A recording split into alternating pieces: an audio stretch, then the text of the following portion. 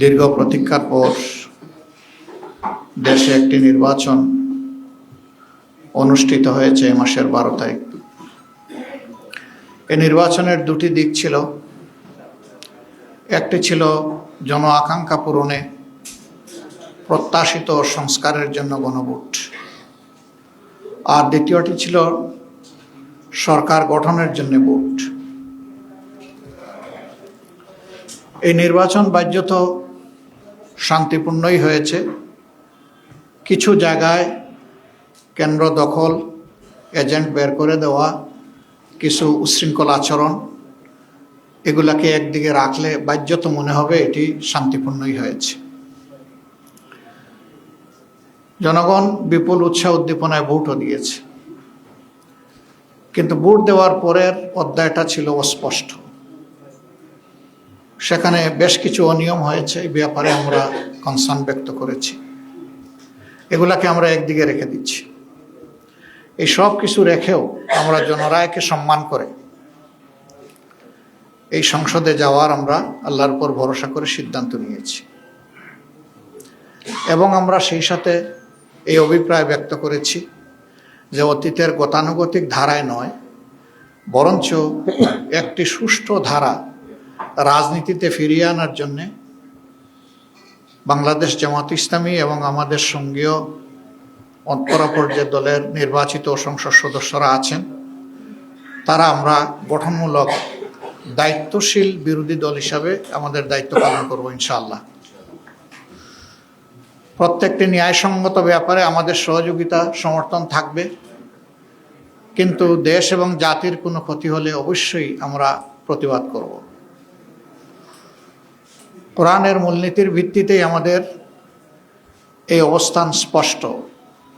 আল্লাহ তাআলার হুকুম অনুযায়ী তাআওয়ানু আলাল বিররি ওয়াত তাকওয়া ওয়ালা তাআওয়ানু আলাল ইসমি ওয়াল উদওয়ান, তোমরা ন্যায়সঙ্গত কাজে সহযোগিতা করো, কিন্তু অন্যায় অপকর্মে তোমরা সঙ্গী হইও না।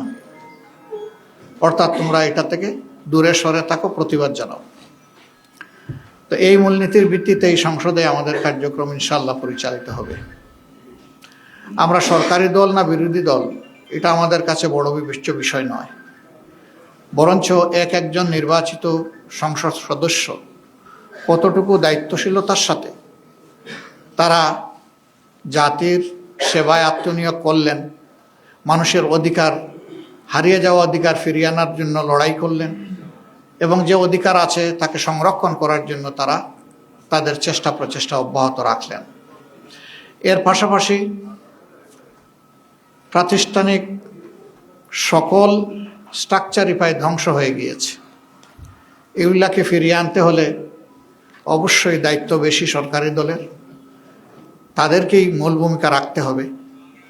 তারা যদি মূল ভূমিকা রাখেন, তাহলে রাষ্ট্রের যে অঙ্গগুলো বিকল হয়ে পড়েছে সেগুলাকে সচল করা সম্ভব বলে আমরা মনে করি। বিচার বিভাগ থেকে শুরু করে সর্বত্র ভয়াবহ বিশৃঙ্খলা তৈরি হয়ে গিয়েছে।